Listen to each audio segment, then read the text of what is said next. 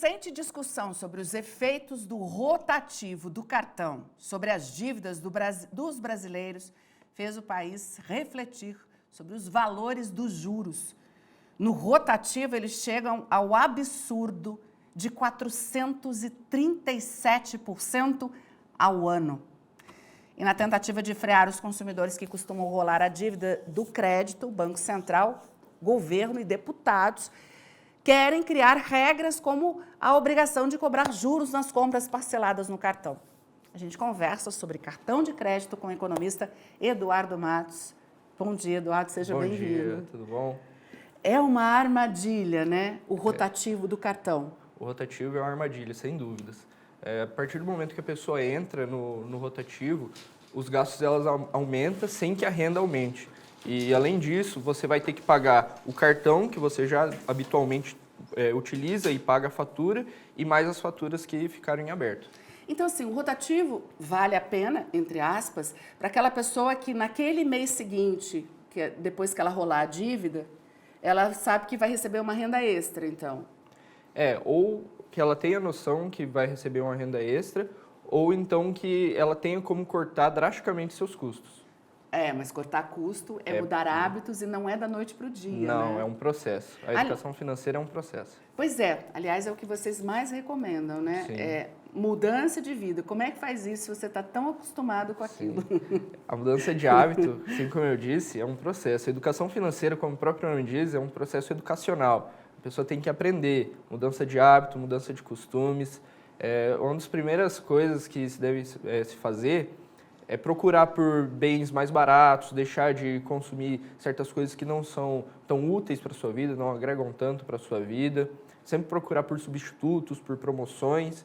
E é sempre bom ter uma renda extra. Se possível, você utilizar alguma habilidade sua, alguma eficiência sua para garantir uma renda extra.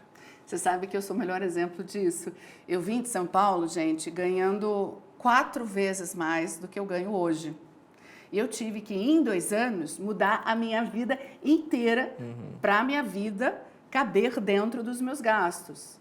Então, assim, Campo Grande não é uma cidade barata, tá? Campo Grande é uma cidade cara, principalmente para comida, roupa, porque tudo aqui é cobrado frete, né? Sim. E eu tive que fazer essa mudança radical. Sofri.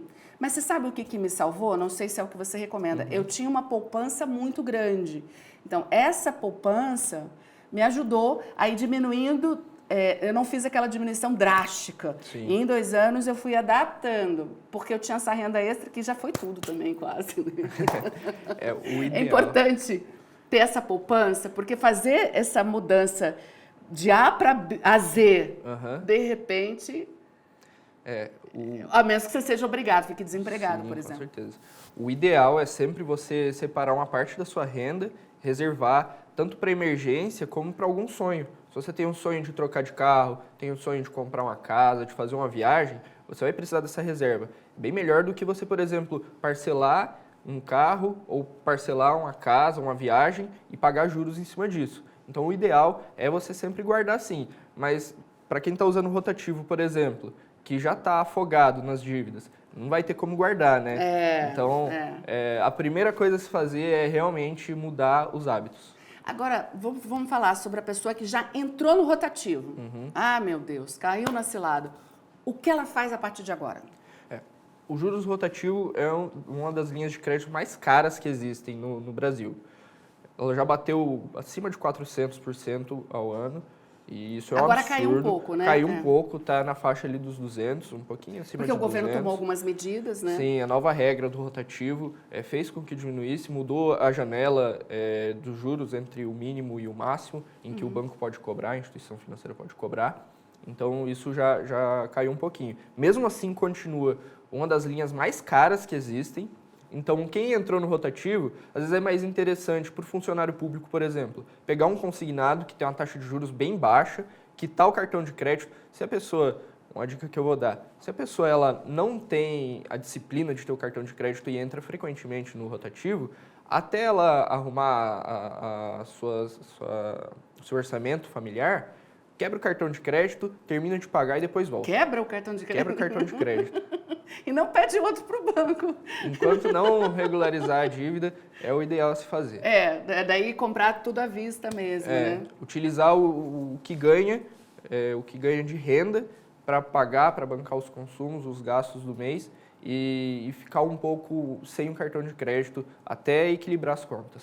E outra coisa, você tá sugerindo trocar uma dívida mais barata pela dívida, para poder pagar a dívida mais cara, que é a do rotativo, né? Quando a gente diz dívida mais barata, as pessoas podem entender, mas espera aí, eu vou pedir a mesma quantidade de dinheiro. Não, mas é que o juro é menor. Exato. Que você vai pagar. Às vezes o empréstimo pessoal é mais barato, né? Você deu o exemplo do consignado, para funcionário público, principalmente aposentado. Para quem não é funcionário público, uma outra saída é utilizar um bem como garantia, um veículo ou um imóvel, que também oferece uma taxa de juros mais atrativa. O empréstimo pessoal, no último caso, né, que ainda é menor do que o rotativo, mas sempre utilizar essa saída para quitar o rotativo, pagar à vista ali o rotativo e arcar com outra dívida, porque tem um custo realmente bem menor. Bom, o governo federal tem dado várias declarações também que... trocando de assunto, mas ainda falando sobre cartão de crédito, que o fato de você poder parcelar as compras no cartão de crédito sem juros, isso leva as pessoas a entrarem no futuro no rotativo. Você acredita nisso? Essa facilidade de poder... Porque gente, isso é uma jabuticaba brasileira, porque só tem aqui no Brasil. Lá fora, se você não tiver o dinheiro para comprar no cartão de crédito à vista, que é pagar em 30 dias, ou o dinheiro na hora, você não compra. Lá não tem parcelamento. Realmente. Lá fora, parcelamento é financiamento só, né? Financiamento e é direto com o banco, né? Exato, não é com cartão. Bem altos, é no contrato. Mas essa questão, realmente, quando você parcela no cartão de crédito, você tem a noção de que você tem o dinheiro. É uma falsa impressão de que você tem o dinheiro, porque fica ali livre para você gastar mais, você ainda tem um limite. Claro que quando você parcela, come o seu limite, mas mesmo assim você tem o limite e você já comprometeu sua renda no futuro. Então, no mês seguinte, você vai ter que pagar um bem que você já consumiu, que você já adquiriu.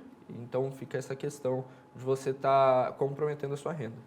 E vamos falar do score, né? Porque é importante também você... O score, que é aquela pontuação de bom pagador, né? É bem bacana você não ficar devendo, né? Porque tem muita gente também, Eduardo, e eu já vi isso acontecer. Quando eu era mais jovem, eu cheguei até a fazer isso. Você deixar o cartão vencer, você ficar inadimplente por 6 meses, aí o banco te chama para renegociar e baixa os juros. E aí você consegue pagar a dívida. É horrível, porque seu nome vai para o SPC, Serasa, fica sujo. Sim. É horroroso, eu não recomendo. Mas tem muita gente que chega a fazer isso. Mas também mancha o seu score.